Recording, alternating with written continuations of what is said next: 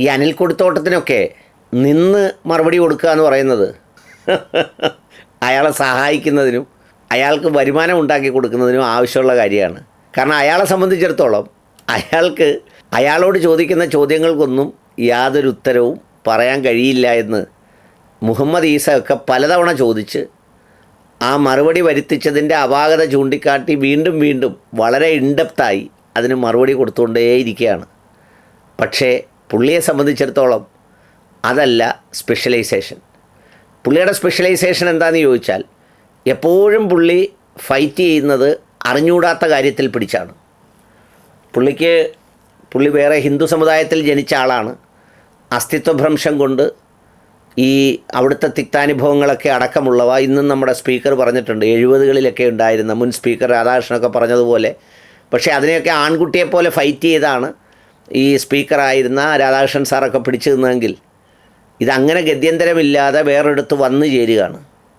നമ്മളിപ്പോൾ എത്രയായാലും ഈ വന്നു ചേർന്ന ആൾക്ക് ആ വന്ന വഴിയും അതിൻ്റെ ചരിത്രമൊക്കെ വലിയ ബുദ്ധിമുട്ടാണ് പഠിക്കാൻ. അതുകൊണ്ട് പുള്ളിയുടെ പ്രധാനപ്പെട്ട വിനോദം ഈ പറയുന്ന കാര്യങ്ങളാണ്. പുള്ളി ഒരു വീഡിയോ ചെയ്തത്രേ, ഞാൻ കണ്ടില്ല. അതായത് MM അക്ബർ ജംഗ്ഷൻ മുഹമ്മദിനെ അങ്ങനെ പറഞ്ഞു ഇങ്ങനെ പറഞ്ഞു എന്നൊക്കെ പറഞ്ഞാൽ പുള്ളി ചെയ്തിരിക്കുന്നത്.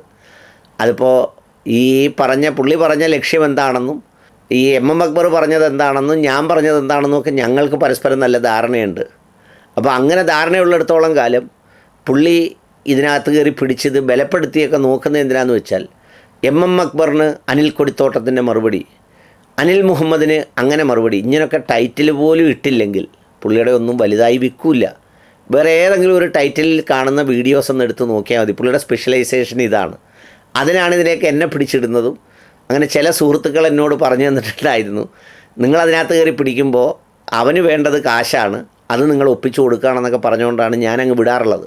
എന്തായാലും പക്ഷേ ഈ വിഷയത്തിൽ അദ്ദേഹം എന്നോട് എന്തോ ചോദ്യം ചോദിച്ചിരുന്നു എന്ന് പറഞ്ഞ് നമ്മുടെ സുലൈമാൻ സേട്ട്, അദ്ദേഹം പലപ്പോഴും പല വീഡിയോകളുമായി വന്ന് ഇതിനെക്കുറിച്ചൊക്കെ വിശദീകരിച്ചിട്ടുള്ള ആളാണ്. അദ്ദേഹം എന്നോട് പറയുകയുണ്ടായി, എന്നോട് MM അക്ബർ സാഹിബിൻ്റെ സോഷ്യൽ മീഡിയ നോക്കുന്നൊരു പയ്യനും പറഞ്ഞിരുന്നു, അതിനകത്ത് പറഞ്ഞിരിക്കുന്ന മൊത്തം അപരാധമാണ്, സാറ് പറഞ്ഞത് അങ്ങനെയല്ല, ഇവനങ്ങനെ ആക്കിയതാണെന്ന്. ഞാനതിൻ്റെ വിശദാംശങ്ങളിലേക്കൊന്നും പോയില്ല. കാരണം ഇവനെ കൊണ്ട് അതേ പറ്റൂ, അതേ അറിയാവൂ. അല്ലാതെ എങ്ങനെയാണ് ആ പണി അറിയാവുന്നവൻ്റെ അടുത്ത് വേറെ എന്തെങ്കിലും പണി കൊണ്ട് കൊടുത്താൽ അവനെ കൊണ്ട് അത് ചെയ്യാൻ ഒക്കുമോ? നമ്മുടെ ഈ നാട്ടിലൊക്കെ നടക്കുന്ന ബംഗാളികളെ ചിലർ വിളിച്ചുകൊണ്ട് പോയി മേശരിയായിട്ട് നിർത്താറുണ്ട്, പണി അറിഞ്ഞുകൂടാത്തവരെ. അവരെന്ത് ചെയ്യും, മറ്റേ മേശരി കിട്ടുന്നതിനേക്കാൾ ഒരുപാട് കട്ട കിട്ടിയെന്ന് തോന്നും. പക്ഷേ അവസാനം ഭിത്തി തെക്ക് വടക്ക് കിഴക്ക് പടിഞ്ഞാറ് വളഞ്ഞു പൊളഞ്ഞിരിക്കും. ചിലപ്പോഴാണെങ്കിൽ ഈ അകത്ത് നിന്ന് കെട്ടിയിട്ട് പുള്ളിയെ പിന്നെ പുറത്തിറക്കാൻ പറ്റാത്ത സ്ഥിതിയിലേക്ക് വരും. ഇതെന്താണെന്ന് ചോദിച്ചാൽ അവനറിയുന്ന പണിയെ അവനവനെ കൊണ്ട് ചെയ്യാൻ പറ്റൂ. ഏതായാലും അദ്ദേഹം ചില കാര്യങ്ങൾ പറഞ്ഞ് വെല്ലുവിളിച്ചത്രേ. ഇതൊക്കെയാണെന്നാണ് നമ്മുടെ സേട്ടു സാഹിബ് എന്നോട് പറഞ്ഞത്. ഇവിടെ ഡോക്ടർ അനിൽ മുഹമ്മദിനെ ഇനി ഞാനങ്ങനെ വിടാൻ പദ്ധതിയിട്ടില്ല. പുള്ളി എന്നെ വിടാൻ പദ്ധതിയില്ലെന്നാണ് പറഞ്ഞത്. പുള്ളി ഇതുപോലെ ഈസായെയും പുള്ളിക്ക് വിടാൻ പദ്ധതിയില്ല, പുള്ളിക്ക് എന്നെയും വിടാൻ പദ്ധതിയില്ല. നമ്മൾ നിന്നു കൊടുക്കാം, പുള്ളിക്കൊരു ഉപജീവന മാർഗം ആവുമെങ്കിൽ നമുക്ക് നിന്നു കൊടുക്കുന്നതിന് ഒരു വിഷമവും ഇല്ല. പക്ഷെ അത് പറഞ്ഞാൽ മതി. താങ്കൾക്കൊപ്പം കാണാം. കാരണം ഈ ഈസയുടെ കാര്യം പറഞ്ഞ പോലെ വെറുതെ ഇരുന്ന് മേടിച്ചു കഴിഞ്ഞാൽ ഒക്കത്തില്ല. വെല്ലുവിളിച്ചിട്ട് ഇപ്പൊ ഫേസ്ബുക്ക് പൂട്ടിക്കെട്ടി വീട്ടിൽ കയറി. കാരണം ഇത് മുഖാമുഖ സംവാദത്തോടെത്തുമ്പോ ആരാണ് ഈ വെല്ലുവിളിച്ച് ഇത് കെട്ടിപ്പോയിപ്പോയെന്നൊക്കെ പറയുന്നത്? ഈസ തുടരെ വീഡിയോ ചെയ്തുകൊണ്ടിരിക്കുക. അപ്പോൾ അതാണ് പുള്ളിയുടെ ഒരു പ്രധാനപ്പെട്ട രീതി. പുള്ളിയെ അറിയാവുന്നവരൊക്കെ എന്നെ വിളിച്ച് പറയാറുണ്ട്, ആ സമുദായത്തിൽപ്പെട്ടവർ പോലും, നിങ്ങളെന്തിനാണ് ഇതിന് നടക്കുന്നത്, പുള്ളിയൊക്കെ അറിയാവോ എന്നൊക്കെ ചോദിച്ച് ഈ ചരിത്രവും പാരമ്പര്യമൊക്കെ എനിക്ക് പറഞ്ഞു തരാറുണ്ട്. അതൊന്നും പറയുന്നതൊന്നും ശരിയല്ലാത്തതുകൊണ്ട് ഞാൻ അതിലേക്കൊന്നും കടക്കുന്നില്ല. എന്തെങ്കിലും ആവട്ടെ. ഇപ്പോൾ അദ്ദേഹം എന്തായാലും ഈ പറഞ്ഞ വിഷയത്തിൽ നമ്മുടെ സേട്ടു സാഹിബ് ഒരു വീഡിയോ ചെയ്തിട്ടുണ്ട്. അദ്ദേഹത്തിന് മറുപടി കേൾക്കാം. ഈ പറഞ്ഞതുപോലെ ഇദ്ദേഹത്തിനെ ഒന്നും നിങ്ങൾ വിചാരിക്കുന്ന പോലെ നിരന്തരം പുള്ളിയെ പിടിച്ചുകൊണ്ട് എനിക്കൊരുപാട്, നമ്മൾ സാറിന് പറയത്തില്ലേ, woods are lovely dark and deep but I have promises to keep, miles to go before I sleep and miles to go before I sleep എന്ന് പറയുന്ന പോലെ നമ്മുടെ ഒരു പ്രവർത്തന തലം, ശൈലി, അതൊക്കെ നമുക്ക് വേറിട്ടതാണ്. അതിപ്പോൾ ഈ പറഞ്ഞതുപോലെ അനിൽ കൊടിത്തോട്ടമായിട്ട് പിടിച്ച് അവിടെ നിന്ന് പുള്ളിക്ക് വരുമാനം ഉണ്ടാക്കി പുള്ളിയുടെ പ്രസക്തി ഉണ്ടാക്കി കൊടുക്കാൻ വേണ്ടിയിട്ട് ഇങ്ങനെ നിന്നുകൊണ്ടൊരു കാര്യമില്ല. പുള്ളിക്ക് ഈ പറഞ്ഞ അസ്തിത്വഭ്രംശം നേരിട്ട ആളായതുകൊണ്ട് അത് തന്നെ ഒരു ജന്മ വിഷയമായി പുള്ളിയിലുണ്ടാവും. അതിനെന്തെങ്കിലും നല്ലൊരു കൗൺസിലിങ്ങോ അത്തരം കാര്യങ്ങളോ എടുത്ത് സാധാരണ ക്രൈസ്തവ പുരോഹിതന്മാരെ പോലെ നല്ല മിതത്വവും നല്ല ഈ പറയുന്ന കാര്യങ്ങളും സ്നേഹവും സഹിഷ്ണുതയും ആരോഗ്യകരമായ സത്യാസത്യങ്ങൾ വെച്ചുള്ള സംഭാഷണങ്ങളുമൊക്കെയുള്ള തരത്തിലേക്ക് അദ്ദേഹത്തിനെ മാറ്റുന്നതിന് വേണ്ടി കൃപാസനത്തിലോ അല്ലെങ്കിൽ എവിടെയെങ്കിലുമുള്ള ആളുകൾ മുൻകൈ എടുക്കണമെന്നാണ് എൻ്റെ ഒരു അഭ്യർത്ഥന. ഏതായാലും സേട്ടു സാഹിബിൻ്റെ ആ സംഗതി കേൾക്കാം. അസ്സലാമു അലൈക്കും. സഹോദരങ്ങളെ, എങ്ങനെയാണ് എക്സ് മുസ്ലിങ്ങളും ക്രിസ്ത്യൻകളും ഇസ്ലാമിനെ അവഹേളിക്കാൻ വേണ്ടി ഇല്ലാ കഥകൾ സൃഷ്ടിച്ചുണ്ടാക്കി ഇസ്ലാമിനെ തേജോവധം ചെയ്യുന്നത് എങ്ങനെയാണ്, ഇസ്ലാമിനെ അവഹേളിക്കുന്നത് എങ്ങനെയാണ് എന്ന് തെളിവ് അടക്കം നിങ്ങളുടെ മുൻപിൽ അവതരിപ്പിക്കാൻ വേണ്ടിയാണ് ഞാൻ ഈ വീഡിയോയിലൂടെ ആഗ്രഹിക്കുന്നത്. അതിനു മുൻപായിട്ട് ഒരു ഉദാഹരണം പറയുകയാണെന്നുണ്ടെങ്കിൽ, ഒരു വ്യക്തി, ആ വ്യക്തിയെ നമുക്ക് മിസ്റ്റർ എക്സ് എന്ന് വിളിക്കാം. മിസ്റ്റർ എക്സ് എന്ന വ്യക്തി, അദ്ദേഹം ഒരു ജനസമ്മതനായിട്ടുള്ള ഒരു മനുഷ്യനാണ്. ഏകദേശം 100,000-ഓളം ആളുകൾ ഇദ്ദേഹത്തെ ഫോളോ ചെയ്യുന്നു സോഷ്യൽ മീഡിയയിൽ. അദ്ദേഹം ഒരു പ്രഭാഷണം നടത്തുകയാണ്.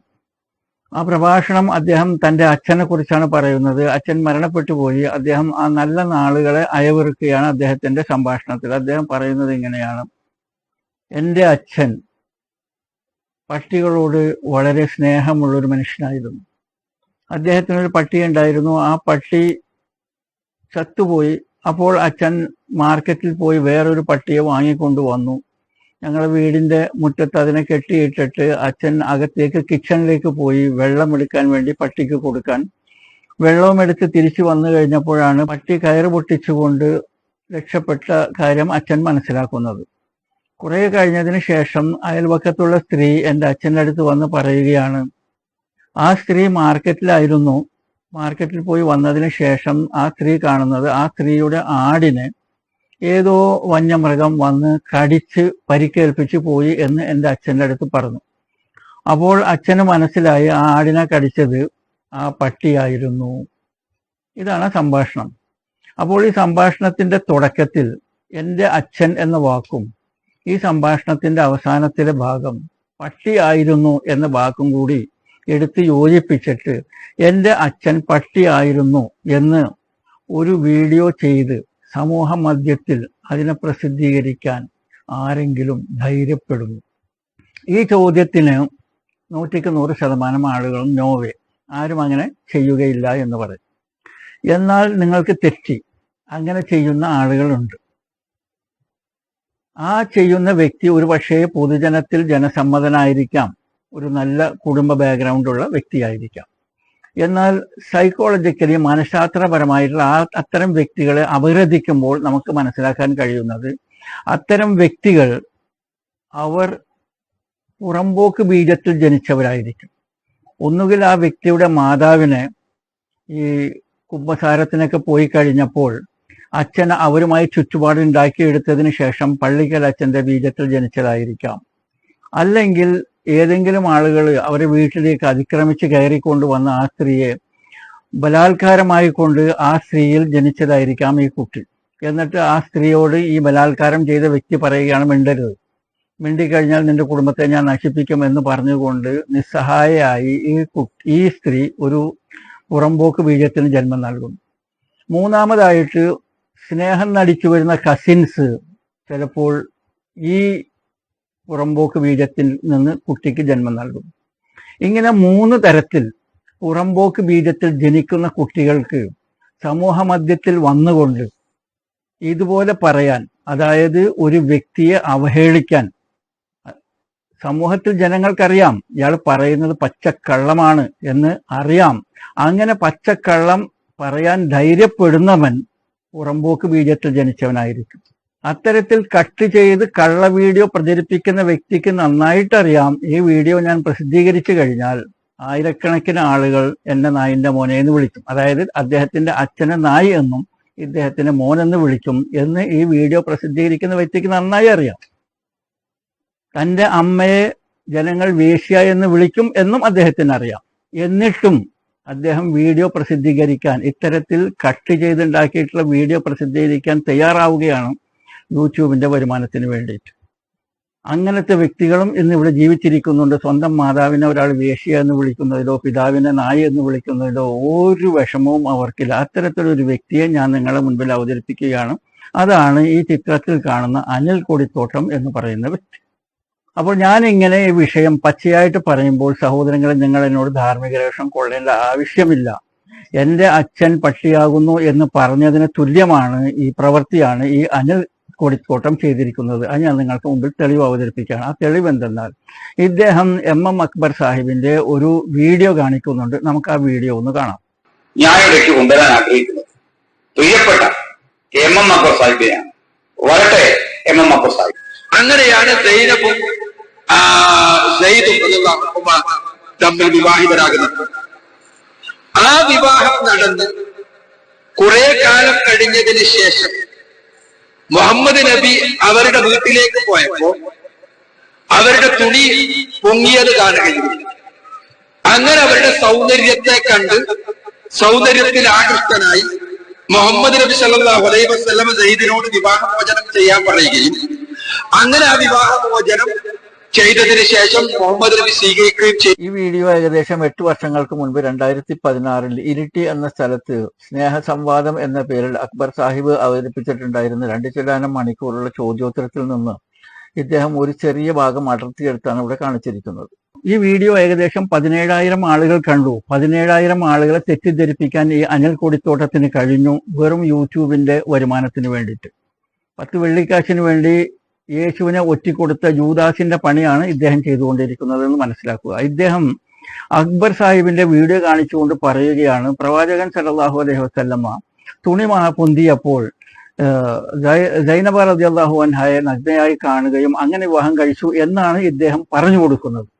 അക്ബർ സാഹിബ് പറയുന്നത് നമ്മുടെ സൈനുവിനെ മാണിക്യക്കൊട്ടാരത്തിലെ ചക്രവർത്തിയായ മാനവരിൽ മഹോന്നതനായ എക്കാലഘട്ടത്തിലെയും മനുഷ്യരാശിയുടെ മാതൃകാ പുരുഷനും ഒക്കെ ആയ മുഹമ്മദ് തുണി പൊങ്ങി കണ്ടു എന്നാണ്. എന്നാൽ വാസ്തവത്തിൽ എന്താണ് സംഭവിച്ചിരിക്കുന്നത്? MM അക്ബർ സാഹിബ് പറയുന്നത് ക്രിസംഗികളും അതേപോലെ തന്നെ മുസ്ലിങ്ങളും ഇല്ലാത്ത കഥകൾ മെനഞ്ഞുണ്ടാക്കിയിട്ട് പ്രവാചകൻ സല്ലല്ലാഹു അലൈഹി വസല്ലമയെ അവഹേളിക്കുന്നു എന്ന് പറയാനാണ് അക്ബർ സാഹിബ് തന്റെ വീഡിയോയിൽ ശ്രമിച്ചിരിക്കുന്നത്. അതിൽ അദ്ദേഹം പറയുന്നത് ഈ മുസ്ലിങ്ങളും പിന്നെ ക്രിസംഗികളും പറയുന്നു, പ്രവാചകൻ സയ്യിദ് റളിയല്ലാഹു അൻഹുവിന്റെ വീട്ടിലേക്ക് പോയി കഴിഞ്ഞപ്പോൾ സയ്യിദ് അവിടെ ഉണ്ടായിരുന്നില്ല. പ്രവാചകൻ പുറത്തു നിൽക്കുന്ന സമയത്ത് കാറ്റടിച്ചപ്പോൾ സയ്യിദ് റളിയല്ലാഹു അൻഹുവിന്റെ ജനാലയുടെ കർട്ടൻ നീങ്ങി, അതാണ് തുണി പൊന്തി എന്ന് പറയുന്നത്. കർട്ടൻ നീങ്ങി കഴിഞ്ഞപ്പോൾ അകത്ത് സൈനബ് റളിയല്ലാഹു അൻഹയെ നഗ്നയായ റസൂൽ കാണുകയും അങ്ങനെയാണ് റസൂൽ സ്വന്തം വളർത്തുമകനോട് തലാഖ് ആവശ്യപ്പെടുകയും അങ്ങനെ തലാഖ് ചെയ്തതിനു ശേഷം റസൂൽ കല്യാണം കഴിക്കുകയും ചെയ്തു എന്ന് ക്രിസംഗികൾ കള്ളക്കഥ പ്രചരിപ്പിക്കുന്നു. ഇതിന് ഇസ്ലാമിന്റെ ഒരു പ്രമാണങ്ങളിലും തെളിവില്ല, ഇതൊക്കെ വെച്ചുണ്ടാക്കിയിട്ടുള്ള കഥകളാണ് എന്ന് പറയാനാണ് അക്ബർ ആ ഒരു പ്രസംഗം ഉപയോഗിച്ചിരിക്കുന്നത്. അപ്പോൾ അദ്ദേഹം തുണി പൊന്തി എന്ന് പറയുന്നത് അക്ബറിന്റെ വാക്കല്ല, അത് ഈ ക്രിസംഗികളും മുസ്ലിങ്ങളും ഉപയോഗിച്ചിട്ടുള്ള വാക്കാണ്. കർട്ടന്റെ തുണി പൊന്തി എന്നുള്ളത്. അതിനെ ഇദ്ദേഹം അവഹേളിക്കുകയാണ് ചെയ്തിരിക്കുന്നത്. ഇസ്ലാമിനെ, പ്രവാചകനെ അവഹേളിക്കുകയാണ്. അക്ബർ സാഹിബിനോട് ചോദിക്കുകയാണ്, നിങ്ങൾക്ക് നാണില്ലേ ഇതുപോലത്തെ അശ്ലീലമായിട്ടുള്ള തുണി പൊന്തി എന്നൊക്കെ പറയാൻ വേണ്ടി? ആരാണ് പറഞ്ഞത് ഇതുപോലെ തുണി പൊന്തി എന്നൊക്കെ? ഇതൊക്കെ പറഞ്ഞിട്ടുണ്ടായിരുന്നത് ക്രിസംഗികളും ആണ് എന്ന് എല്ലാവർക്കും അറിയാം. അങ്ങനെ അക്ബർ സാഹിബ് പറഞ്ഞിട്ടുണ്ടായിരുന്നത് അത്തരത്തിലൊരു കഥ ഇസ്ലാമിന്റെ ഒരു പ്രമാണത്തിലും ഇല്ല എന്ന് പറയുമ്പോൾ ഈ അനിൽ കൊടിത്തോട്ടം വന്നിട്ട് അക്ബർ സാഹിബാണ് പറയുന്നത് തുണി പൊന്തിയപ്പോൾ പ്രവാചകൻ കണ്ടു, പ്രവാചകന് ലൈംഗിക താല്പര്യം ഉണ്ടായി എന്ന് പറയുമ്പോൾ നിങ്ങൾ ഒന്ന് ചിന്തിച്ചു നോക്കൂ. ഒരു പുറമ്പോക്ക് വീര്യത്തിൽ ജനിച്ചിട്ടുള്ള ഒരു മനുഷ്യന് മാത്രമല്ല ഇങ്ങനെ പറയാൻ കഴിയുക. ഒരാളെ തേജോവധം ചെയ്യാനോ വ്യക്തിഹത്യ ചെയ്യാനോ അല്ല, സത്യസന്ധമായിട്ടുള്ള കാര്യങ്ങൾ ഞാൻ നിങ്ങളുടെ മുമ്പിൽ പറയുകയാണ്. അപ്പോൾ ഇത്തരം പ്രവാചകനെ അവഹേളിക്കാൻ വേണ്ടി എല്ലാ കഥകൾ മെനഞ്ഞുണ്ടാക്കുന്നത് ശരിയല്ല എന്ന് സമർത്ഥിക്കാൻ വേണ്ടി അക്ബർ സാഹിബ് പറഞ്ഞിട്ടുള്ള പ്രഭാഷണത്തെ പകുതി വെച്ച് കക്ഷി ചെയ്തുകൊണ്ട് വന്ന് ഇയാൾ അതിനെ സംപ്രേഷണം ചെയ്തുകൊണ്ട് പറയുകയാണ്, അക്ബർ ദേ പറയുന്നു പ്രവാചകൻ സൈനബ് റളിയല്ലാഹു അൻഹയെ തുണി പൊന്തിയപ്പോൾ നഗ്നയായി കണ്ടു കഴിഞ്ഞിട്ട് അദ്ദേഹം അതിനു വേണ്ടിയിട്ട് കാമാസക്തി വന്നു എന്നൊക്കെ പറയുന്നത് അസംബന്ധമാണ് സുഹൃത്തുക്കളെ, പറയരുത് എന്ന് പറയാൻ വേണ്ടി ഉപയോഗിച്ചിട്ടുള്ള വീഡിയോ അതിനെ നേരെ തിരിച്ചവതരിപ്പിച്ചിരിക്കുമ്പോൾ നിങ്ങൾക്ക് തീർച്ചയായും മനസ്സിലാക്കാൻ കഴിയും ഇത്തരം ആളുകൾ ഒരു പുറമ്പോക്ക് ബീജത്തിന്റെ ഉൽപ്പന്നമാണ് എന്ന കാര്യത്തിൽ സംശയമില്ല എന്ന് നിങ്ങൾ മനസ്സിലാക്കുക. ഇനി ഈ ആയത്തുമായി ബന്ധപ്പെട്ടുകൊണ്ട് ചില കാര്യങ്ങൾ ഞാൻ സംസാരിക്കാൻ വേണ്ടി ആഗ്രഹിക്കുന്നുണ്ട്. അതിൽ ഈ ആയത്തിന്റെ തുടക്കം ഞാനൊന്ന് നിങ്ങൾക്ക് വായിച്ചു കേൾപ്പിക്കാം. നിന്റെ ഭാര്യയെ നീ നിന്റെ അടുത്ത് തന്നെ നിർത്തിപ്പോരുകയും അള്ളാഹുവെ നീ സൂക്ഷിക്കുകയും ചെയ്യുക എന്ന് അള്ളാഹു അനുഗ്രഹം ചെയ്തു കൊടുത്തിട്ടുള്ളവനും നീ അനുഗ്രഹം ചെയ്തു കൊടുത്തിട്ടുള്ളവനുമായ ഒരാളോട് പറഞ്ഞിരുന്ന സന്ദർഭം ഓർക്കുക. അപ്പോൾ ഇവിടെ ഈ ആയത്തിന്റെ തുടക്കത്തിൽ പറയുന്നത് നീ അള്ളാഹു അനുഗ്രഹം ചെയ്തു കൊടുത്തിട്ടുള്ള ഒരാൾ, അതാരാണ്? റസൂൽ. നീ അനുഗ്രഹം ചെയ്തു കൊടുത്തിട്ടുള്ള ഒരാൾ, അതായത് റസൂൽ അനുഗ്രഹം ചെയ്തു കൊടുത്തിട്ടുള്ള ദായിദ്. ഈ ദായിദിനോട് നീ പറയുകയാണ് നിന്റെ ഭാര്യയെ നിന്റെ അടുത്ത് തന്നെ നിർത്തിപ്പോരുക. ഇതാണ് ആയത്തിന്റെ തുടക്കം. ഇത് എന്താണ് സംഭവിച്ചിരിക്കുന്നത്? ഇവരുടെ വിവാഹം നബി സല്ലല്ലാഹു അലൈഹി വസല്ലം നടത്തി കൊടുക്കുകയാണ് ചെയ്തിരിക്കുന്നത്. എല്ലാവർക്കും അറിയാം, ഞാൻ കൂടുതൽ ഡീറ്റെയിൽസിലേക്ക് പോകുന്നില്ല. റസൂലിന്റെ വളർത്തുപുത്രനായിട്ടുള്ള ദായിദ് റളിയല്ലാഹു അൻഹും സൈനബ് റളിയല്ലാഹു അൻഹും തമ്മിലുള്ള വിവാഹം റസൂലാണ് അത് നടത്തി കൊടുക്കുന്നത്. അങ്ങനെ അവർ വിവാഹം കഴിച്ച് ആദ്യത്തെ മാസങ്ങളിൽ തന്നെ ഈ ഒത്തുചേർന്ന് പോകാൻ ബുദ്ധിമുട്ടുണ്ട് എന്ന് ദായിദ് റളിയല്ലാഹു അൻഹു വന്ന് എപ്പോഴും കംപ്ലൈന്റ് പറയും നബി സല്ലല്ലാഹു അലൈഹി വസല്ലമയുടെ അടുത്ത്. എന്താണ് അതിന് നബി സല്ലല്ലാഹു അലൈഹി വസല്ലം മറുപടി പറയുന്നത്? ദായിദിനോട് നിന്റെ ഭാര്യയെ നിന്റെ അടുത്ത് തന്നെ നിർത്തിപ്പോരുക, നീ അവരുമായിട്ട് ജീവിക്കുക, അവരെ തലാക്ക് കൊടുക്കുന്ന വിഷയം നീ ചിന്തിക്കുകയേ വേണ്ട എന്ന് എപ്പോഴും വന്ന് ദായിദ് റളിയല്ലാഹു അൻഹു അവരുമായിട്ട് ഒന്നിച്ചു പോകാൻ ബുദ്ധിമുട്ടുണ്ട്, പ്രയാസമുണ്ട് പ്രവാചകരെ എന്ന് പറയുമ്പോഴൊക്കെ നീ നിന്റെ ഭാര്യയെ നിന്റെ അടുത്ത് നിർത്തിപ്പോരുക എന്ന ഉപദേശം കൊടുത്ത് തിരിച്ചയക്കും. ഞാൻ ദുആ ചെയ്യുന്നു, അള്ളാഹ് നിങ്ങളുടെ കുടുംബജീവിതം നന്നാക്കി തരും എന്ന് പറഞ്ഞുകൊണ്ട് ഇദ്ദേഹത്തിന് തിരിച്ചയക്കും. അങ്ങനെ ഏകദേശം 1 വർഷം കഴിഞ്ഞപ്പോൾ തീരെ മുമ്പോട്ട് പോകാൻ പറ്റാത്തൊരു സിറ്റുവേഷൻ വന്നു കഴിഞ്ഞപ്പോഴാണ് നബി സല്ലല്ലാഹു അലൈഹി വസല്ലം ദായിദ് റളിയല്ലാഹു അൻഹുവിന് തലാക്ക് കൊടുക്കാനുള്ള അനുവാദം നൽകുന്നത്. ഇത് നിങ്ങൾ മനസ്സിലാക്കുക. അതിന് പകരം നബി നഗ്നമായി കണ്ട് ദായിദിനെ വിളിച്ചിട്ട് വാ, ഇങ്ങോട്ട് വാ, തലാക്ക് കൊടുക്കുക, ഞാൻ കെട്ടിക്കൊള്ളാം, ഇങ്ങനെയൊക്കെയാണ് ഇത് അവതരിപ്പിക്കുന്നത്. ഇത്തരത്തിൽ ഇസ്ലാമിനെ അവഹേളിക്കുന്നത് കൊണ്ട് ഇസ്ലാമിന് ഗുണമേ ഉണ്ടായിട്ടുള്ളൂ. അത് ആദ്യം മനസ്സിലാക്കണം. എന്തുകൊണ്ടെന്നാൽ ഈ ഒരൊറ്റ ആയത്ത് കൊണ്ട് പാശ്ചാത്യ ലോകത്ത് നൂറുകണക്കിന് ആളുകൾ ഇസ്ലാം മതം സ്വീകരിച്ചു. ഈ ഒരൊറ്റ ആയത്ത് കൊണ്ട്. ഈ ആയത്തിനകത്ത് അടങ്ങിയിരിക്കുന്ന 10 സന്ദേശങ്ങൾ ജനങ്ങൾക്ക് പറഞ്ഞു കൊടുത്തു കഴിഞ്ഞപ്പോൾ ജനങ്ങളിൽ ഒരുപാട് നിഷ്പക്ഷമതികളായിട്ടുള്ള ആളുകൾ, നൂറുകണക്കിന് നിഷ്പക്ഷമതികളായിട്ടുള്ള ആളുകൾ ഇസ്ലാം മതം സ്വീകരിച്ചു പാശ്ചാത്യ ലോകത്ത്.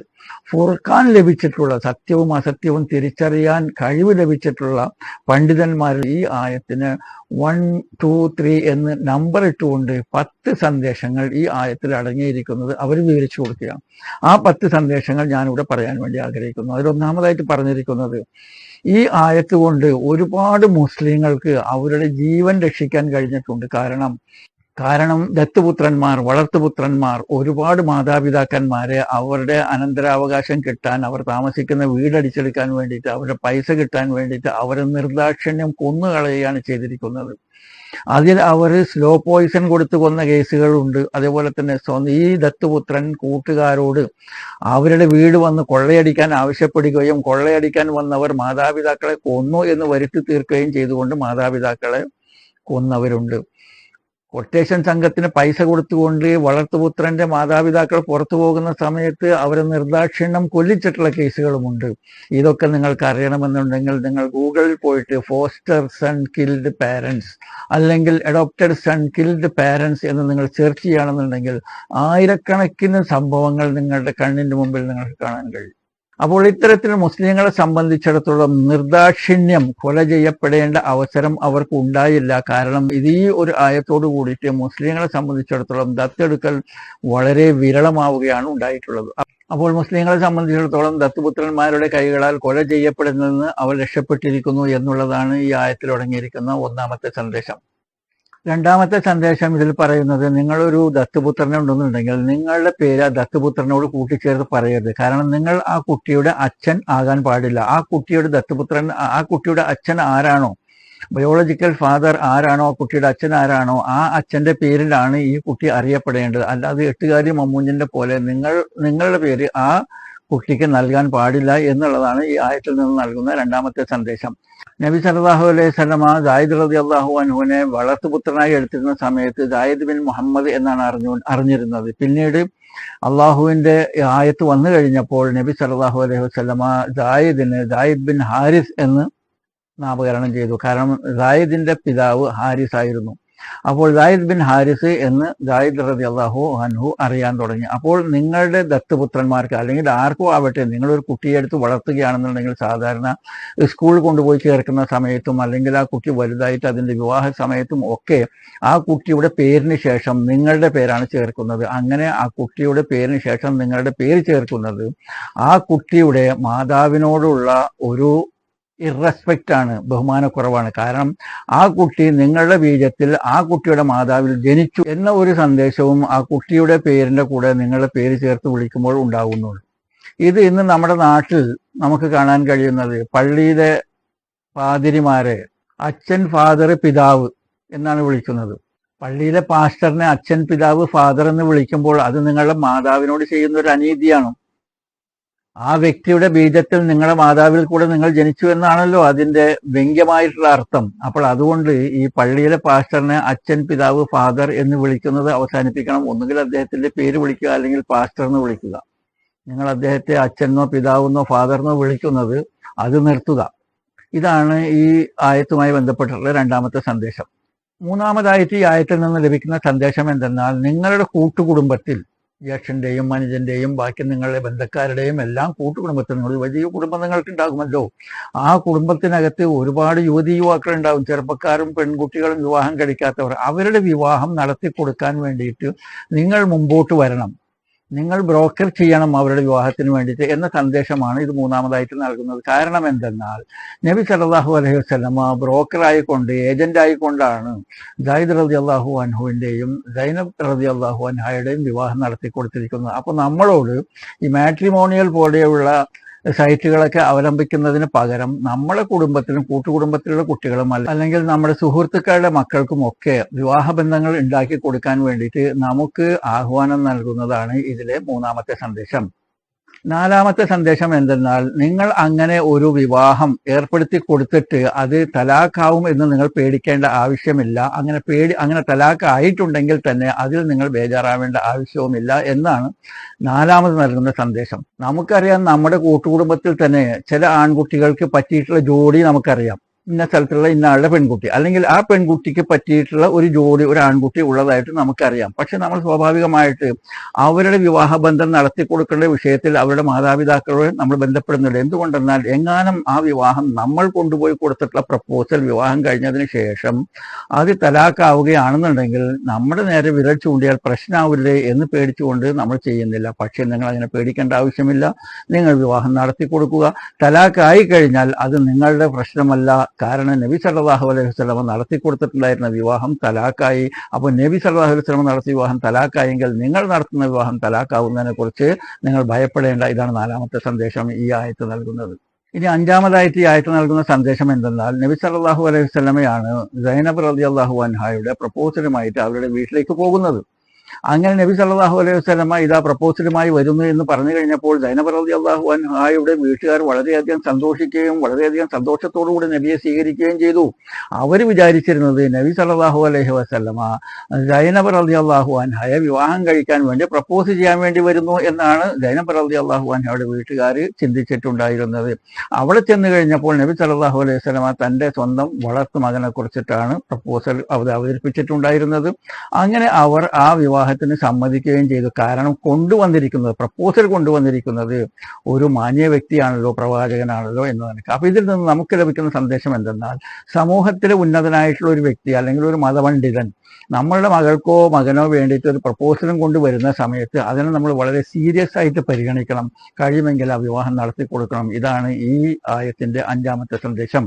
ഈ ആയത്ത് ആറാമതായിട്ട് നൽകുന്ന സന്ദേശം എന്തെന്നാൽ, വിവാഹത്തിൽ ഉച്ചനീചത്വങ്ങൾ പാടില്ല എന്നുള്ളതാണ് ആറാമത്തെ സന്ദേശം. എന്തുകൊണ്ടെന്നാൽ, നബി സല്ലല്ലാഹു അലൈഹി വസല്ലം സൈനബ് റളിയല്ലാഹു അൻഹയും സയ്യിദ് റളിയല്ലാഹു അൻഹും തമ്മിലുള്ള വിവാഹം നടത്തി കൊടുക്കുന്ന സമയത്ത് സൈനബ് റളിയല്ലാഹു അൻഹ ഒരു ഉന്നത കുലജാതയും, എന്നാൽ സയ്യിദ് റളിയല്ലാഹു അൻഹു നബി സല്ലല്ലാഹു അലൈഹി വസല്ലം സ്വതന്ത്രനാക്കിയ ഒരു അടിമയുമായിരുന്നു.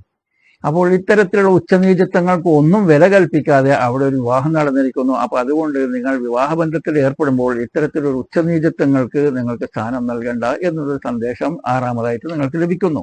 ഏഴാമതായിട്ട്, തലാക്ക് ചെയ്യുന്ന സമയത്ത് നിങ്ങൾ പരസ്പരം ഭാര്യ ഭർത്താവിനെയോ ഭർത്താവ് ഭാര്യയോ കുറ്റം പറയാൻ പാടില്ല.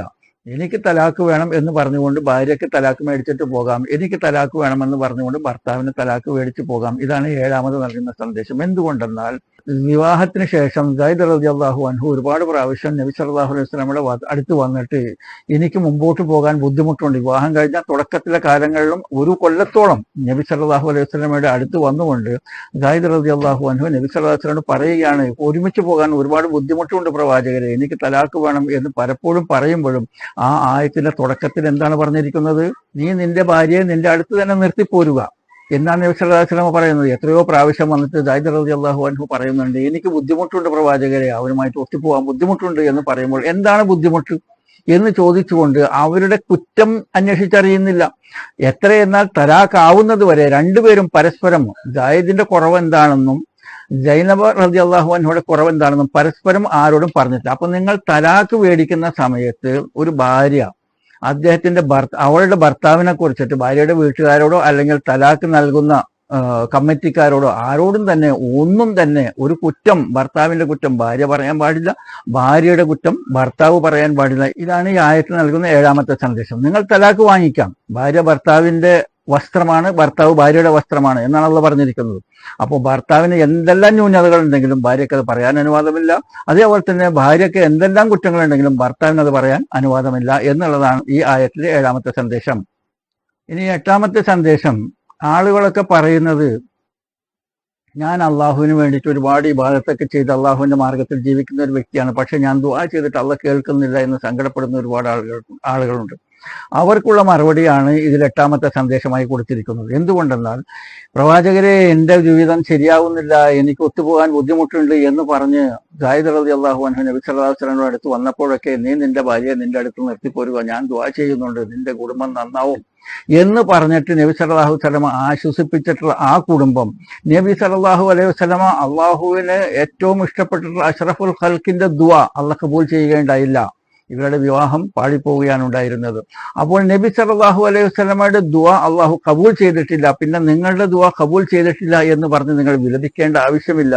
അള്ളാഹു നിങ്ങളുടെ ദുആ കബൂൽ ചെയ്തിട്ടില്ല എന്നുണ്ടെങ്കിൽ അതിൽ തന്നെ ഖൈറുണ്ട് എന്നുള്ള സന്ദേശമാണ് ഈ ഖുർആനിൽ 8ാമതായിട്ട് നൽകുന്നത്. അതാണ് 8ാമത്തെ സന്ദേശം. 9ാമത്തെ സന്ദേശം എന്തെന്നാൽ, നിങ്ങൾ എത്രയും ക്ഷമിക്കാൻ കഴിയുന്നു വിവാഹ ജീവിതത്തിൽ അത്രയും ക്ഷമിക്കുക, അതിന്റെ മാക്സിമം ക്ഷമിക്കുക എന്നുള്ളതാണ്. കാരണം സയ്യിദ് റളിയല്ലാഹു അൻഹു തന്റെ വിവാഹത്തിന്റെ തുടക്കകാലത്ത് തന്നെ നബി സല്ലല്ലാഹു അലൈഹി വസല്ലമയുടെ അടുത്ത് വന്ന് പറയുകയാണ്, പ്രവാചകരെ എനിക്ക് ഒരുമിച്ച് പോകാൻ ബുദ്ധിമുട്ടുണ്ട്, പ്രയാസമുണ്ട് എന്ന് പറയുമ്പോഴൊക്കെ നീ നിന്റെ ഭാര്യയെ നിന്റെ അടുത്ത് തന്നെ നിർത്തിപ്പോരുക എന്ന് പറഞ്ഞുകൊണ്ട് നബി സല്ലല്ലാഹു അലൈഹി വസല്ലമ ആശ്വസിപ്പിക്കുകയാണ് ചെയ്തിരിക്കുന്നത്. അപ്പൊ ഇതിൽ പറഞ്ഞിരിക്കുന്നതിൽ സന്ദേശം എന്തെന്നാൽ, എല്ലാ മാതാപിതാക്കളും അവരുടെ കുട്ടികൾ വന്നിട്ട് ഞങ്ങൾക്ക് ഒരുമിച്ച് പോകാൻ ബുദ്ധിമുട്ടുണ്ട്, ഡിവോഴ്സ് വേണം എന്ന് പറയുമ്പോൾ മാതാപിതാക്കൾ എന്താണ് പറയേണ്ടത്? നീ നിന്റെ ഭാര്യയെ നിന്റെ അടുത്ത് നിർത്തിപ്പോരുക. അത് പെണ്ണാണ് വന്ന് കംപ്ലൈന്റ് ചെയ്യുന്നുണ്ടെങ്കിൽ നീ നിന്റെ ഭർത്താവിനെ സഹിച്ചുകൊണ്ട് മുമ്പോട്ട് പോവുക എന്ന് അഡ്വൈസ് കൊടുക്കുക മാക്സിമം. എന്നിട്ട് ഒരു കൊല്ലത്തോളം നബി സല്ലല്ലാഹു അലൈഹി വസല്ലം സയ്യിദ് റളിയല്ലാഹു അൻഹുവിനെ ഉപദേശിക്കുകയും പിന്നീട് തലാഖാവേണ്ട ചുറ്റുപാട് വന്നു കഴിഞ്ഞപ്പോൾ തലാഖാവുകയും ചെയ്തു. അപ്പൊ ഇതിൽ ഈ ആയത്തിന്റെ 9ാമത്തെ സന്ദേശം എന്തെന്നാൽ, നിങ്ങളുടെ കുടുംബജീവിതത്തിൽ എന്തെങ്കിലും പ്രശ്നങ്ങളുണ്ടെങ്കിൽ മാക്സിമം അഡ്ജസ്റ്റ് ആവുക, മാക്സിമം അഡ്ജസ്റ്റ് ആവുക, മാക്സിമം അഡ്ജസ്റ്റ് ആവുക. അങ്ങനെ അഡ്ജസ്റ്റ് ആവാൻ പറ്റാത്തൊരു ചുറ്റുപാടിലാണെന്നുണ്ടെങ്കിൽ രണ്ടുപേർക്കും തലാഖ് വാങ്ങി പിരിയാനുള്ള അനുവാദം ഇവിടെ കൊടുത്തിട്ടുണ്ട്. പരസ്പരം ചെറിവാരി എറിയാതെ തന്നെ രണ്ടുപേർക്കും തലാഖ് വാങ്ങി പിരിയാൻ പറ്റും. ഇതാണ് 9ാമത്തെ സന്ദേശം. ഇതിലെ 10ാമത്തെ സന്ദേശം വളരെ ഇമ്പോർട്ടന്റ് ആയിട്ടുള്ള വളരെ പ്രധാനമുള്ള ഒരു സന്ദേശമാണ്. ആ സന്ദേശം എന്തെന്നാൽ, ഈ ആയത്തിൽ അല്ലാഹു സുബ്ഹാനഹു വ തആല പറയുന്നു, നീ ജനങ്ങളെ പേടിച്ചു. പേടിക്കേണ്ട അർഹത അള്ളാഹുവിനാണ്. എന്താണ് ജനങ്ങളെ പേടിച്ചു എന്ന് പറയാൻ കാരണം, സയ്യിദ് റളിയല്ലാഹു അൻഹു തലാഖ് ചെയ്തതിന് ശേഷം അവരെ വിവാഹം കഴിക്കാൻ നബി സല്ലല്ലാഹു അലൈഹി വസല്ലം ആജ്ഞാപിച്ചപ്പോൾ നബി സല്ലല്ലാഹു അലൈഹി വസല്ലം ആ വിവാഹം ഇങ്ങനെ നീട്ടിക്കൊണ്ടുപോയി വിവാഹം കഴിക്കുന്നില്ല. ആ നാട്ടിൽ അന്നത്തെ കാലത്ത് വളർത്തുപുത്രൻ വിവാഹമോചനം ചെയ്തിട്ടൊരു സ്ത്രീയെ വിവാഹം കഴിക്കുക എന്നുള്ളത് അവിടെ ഒരു അക്സെപ്റ്റ് ആവാത്തൊരു സമ്പ്രദായമായിരുന്നു. അത്തരത്തിലൊരു സമ്പ്രദായം താൻ ചെയ്യുകയാണെന്നുണ്ടെങ്കിൽ ജനങ്ങൾ എങ്ങനെ അതിനെ വിലയിരുത്തും എന്ന് നബി സല്ലല്ലാഹു അലൈഹി വസല്ലമ ഭയപ്പെട്ടു. അതുകൊണ്ടാണ് പറയുന്നത് നീ ജനങ്ങളെ ഭയപ്പെട്ടു എന്ന് പറയുന്നത്. അപ്പൊ ഇതിൽ നിന്ന് നമുക്ക് ലഭിക്കുന്ന സന്ദേശം എന്തെന്നാൽ, നമ്മൾ ഭയപ്പെടാൻ പാടില്ല. ഇവിടെ ഇന്നത്തെ കാലത്ത് നമ്മളെ സംബന്ധിച്ചിടത്തോളം ഇന്ന് നമ്മുടെ നാട്ടിൽ ഏകദേശം 10-40ഓളം ആളുകളെ ബീഫ് തിന്നതിന്റെ കെയർ ഓഫിൽ തള്ളിക്കൊന്നു. കഴിഞ്ഞ ദിവസം നമ്മൾ കണ്ടു 10-72 വയസ്സുള്ള ഒരു പാവപ്പെട്ട ഒരു ഒരു വയസ്സായ ഒരു മനുഷ്യനെ എല്ലാവരും കൂടിയിട്ട് തല്ലി നശിപ്പിക്കുന്ന വീഡിയോ നമുക്ക് ഇവിടെ കാണാൻ കഴിഞ്ഞിട്ടുണ്ട്. അതുപോലെ തന്നെ നിസ്സാരമായ കാര്യങ്ങളും കുറ്റങ്ങളും ഇല്ലാത്ത കുറ്റങ്ങളും ഒക്കെ ചുമത്തിയിട്ട് വീടുകളൊക്കെ ബുൾഡോസർ വെച്ച് അടിക്കുകയും അവരുടെ വാഹനങ്ങളൊക്കെ തല്ലി തകർക്കുകയും ചെയ്തിട്ടുണ്ട്. ഇതൊക്കെ കാണുമ്പോൾ നമ്മളെ സംബന്ധിച്ചിടത്തോളം നമ്മളോട് പേടിക്കരുത് എന്നൊരു സന്ദേശമാണ് ഈ ഖുർആൻ നൽകുന്നത്. എന്തുകൊണ്ടെന്നാൽ കുറെ കഴിഞ്ഞ് നമ്മുടെ നാട്ടിൽ നമ്മുടെ വീടുകളൊക്കെ തല്ലിപ്പൊളിക്കുകയും ബുൾഡോസർ വരികയും നമ്മളെയെല്ലാം പിടിച്ച് ഡിറ്റൻഷൻ സെന്ററിലേക്ക് കൊണ്ടുപോവുകയും നമുക്ക് ചെറുത്ത് നിൽക്കേണ്ട ഒരു ഘട്ടം വരികയും ചെയ്യുമ്പോൾ നിങ്ങൾ ഭയപ്പെടരുത്. ഒരു മുസ്ലിമിനെ സംബന്ധിച്ചിടത്തോളം ഇവിടുത്തെ നിയമങ്ങളോ പോലീസോ കോടതിയോ ഒക്കെ ഭയപ്പെടുന്നതിനേക്കാളുപരി അതിനെയൊക്കെ ബഹുമാനിക്കുകയും അതിനനുസരിക്കുകയുമാണ് വേണ്ടത്. പക്ഷെ പേടിക്കാൻ പാടില്ല, ഭയപ്പെടാൻ പാടില്ല. നമുക്ക് മുമ്പിൽ ഇവർ കുറുവടിയും അല്ലെങ്കിൽ വാളും കുന്തവുമായിട്ട് വരികയാണെന്നുണ്ടെങ്കിൽ വെറുതെ നിന്ന് കൊടുത്താൽ തന്നെ മാത്രം മതി. നിങ്ങളെ അള്ളാഹു മലക്കുകളെ ഇറക്കിക്കൊണ്ട് അള്ളാഹു നിങ്ങൾക്ക് നിങ്ങളുടെ സൈഡിൽ നിന്ന് അവരോട് യുദ്ധം ചെയ്യും എന്നാണ് ഒരു മുസ്ലിം വിശ്വസിക്കേണ്ടത്. അതാണ് ഇതിന്റെ 10ാമത്തെ സന്ദേശം. എന്തുകൊണ്ടെന്നാൽ ബദറിൽ നിസാരമായിട്ടുള്ള സഹാബിമാര് ആയിരക്കണക്കിന് വരുന്ന ശത്രുക്കളെ എങ്ങനെ അവർ കൊന്നൊടുക്കി എന്നുള്ളത് ഇന്നും ജനങ്ങളുടെ ചിന്തയിൽ മനസ്സിലാവുന്നില്ല. അതാണ് അള്ളാഹു ഖുർആനിൽ പറഞ്ഞിട്ടുണ്ടായിരുന്നത്. അള്ളാഹു മലക്കുകളെ ഇറക്കിക്കൊണ്ട് നിങ്ങളെ ബദറിൽ സംരക്ഷിച്ചു എന്ന് പറയുന്നുണ്ട്. ആ സംരക്ഷിച്ച റബ്ബ് ഇന്ന് നിങ്ങളെ സംരക്ഷിക്കും, മുസ്ലിങ്ങളെ സംരക്ഷിക്കും. അത് കുറുവടിയോ വാളോ പരിചയോ അല്ലെങ്കിൽ കുന്തമോ ആയിട്ട് നിങ്ങളെ വീട് തല്ലിപ്പൊളിക്കാനും ബുൾഡോസറായിട്ട് വരുമ്പോഴും നിങ്ങൾക്ക് വേണ്ടിയിട്ട് മലക്കുകളെ ഇറക്കി അള്ളാഹു സംരക്ഷിക്കുമെന്ന കാര്യത്തിൽ ഒരു സംശയവുമില്ല. പക്ഷേ ഈ സന്ദേശം നിങ്ങൾ ഉൾക്കൊള്ളണം. നിങ്ങൾ ജനങ്ങളെ ഭയപ്പെടരുത്. ഇന്ന് നമ്മുടെ നാട്ടിലുള്ള ആളുകളുടെ ചുറ്റുപാട് എന്താണ്? അവരുടെ ഫേസ്ബുക്കിലും യൂട്യൂബിലും ഒക്കെ ഞാൻ നിഷ്പക്ഷനാണ്, ഞാൻ മുസ്ലിമല്ല എന്ന് പറഞ്ഞുകൊണ്ടാണ് അവർ മുന്നോട്ട് വരുന്നത്. ഞാൻ മുസ്ലിമാണ്, ഞാൻ ജനങ്ങളെ ഭയപ്പെടുന്നില്ല, ഞാൻ ഇവിടുത്തെ കുറുവടിയും കുന്തവും ഭയപ്പെടുന്നില്ല, എന്നെ സംരക്ഷിക്കാൻ അള്ളാഹു ഉണ്ട് എന്ന ഒരു വിശ്വാസം, ആ ഒരു സന്ദേശമാണ് ഇവിടെ 10ാമതായിട്ട് നൽകുന്നത്. ഇത് നിങ്ങൾ വളരെ സീരിയസ് ആയിട്ട് എടുക്കേണ്ട ഒരു സന്ദേശവുമാണ്. അപ്പോൾ ഈ 10 സന്ദേശങ്ങൾ അത് വ്യക്തമായി ജനങ്ങൾക്ക് മനസ്സിലാക്കി കൊടുത്തു കഴിഞ്ഞപ്പോൾ പാശ്ചാത്യ നാടുകളിൽ പല ആളുകളും ഇസ്ലാമിലേക്ക് കടന്നു വരാൻ കാരണമായി ഈ ആയത്ത് എന്ന് നിങ്ങൾ മനസ്സിലാക്കുക. പക്ഷെ ഇവിടെ ഈ ആയത്തിന് ഇല്ലാത്ത മാനങ്ങളൊക്കെ നൽകിക്കൊണ്ട് അവരെ നഗ്നമായി കണ്ടു എന്നൊക്കെ പറയുന്ന രീതിയിലുള്ള വീഡിയോകൾ ചെയ്യുന്ന ഈ അനിൽ കുടിത്തോട്ടത്തിനും മറ്റുള്ളവർക്കുമൊക്കെ വീഡിയോ വരുമാനം എന്നുള്ളത് ഒന്നാമത്തെ അവരുടെ ലക്ഷ്യമാണ്. രണ്ടാമത്തത് സമൂഹത്തിൽ കുഴപ്പങ്ങൾ ഉണ്ടാക്കുക, വെറുപ്പ് ഉൽപ്പാദിപ്പിക്കുന്ന രീതിയിൽ മനുഷ്യരെ പരസ്പരം തല്ലിപ്പിക്കുന്ന ഒരു സിദ്ധാന്തവുമായിട്ടാണ് ഇവർ രംഗത്ത് വന്നിരിക്കുന്നത് എന്നും നമ്മൾ മനസ്സിലാക്കുക. അപ്പോൾ ഈ ആയത്തിന്റെ മഹത്വം മനസ്സിലാക്കുന്ന എൻ്റെ സഹോദരന്മാരെ, നിങ്ങൾ ഈ ആയത്തിന്റെ മഹത്വത്തെക്കുറിച്ച് ജനങ്ങൾക്ക് പറഞ്ഞു മനസ്സിലാക്കി കൊടുക്കുക. അപ്പോൾ നിങ്ങൾക്ക് അവർക്ക് കാര്യങ്ങൾക്ക് മനസ്സിലാക്കാൻ കഴിയും. ഇത്രയും പറഞ്ഞുകൊണ്ട് ഞാൻ ഈ വീഡിയോ അവസാനിപ്പിക്കുന്നു. Thank you for watching. ജസാക്കല്ലാഹ് ഖൈർ. അസ്സലാമു അലൈക്കും വറഹ്മത്തുള്ളാഹി.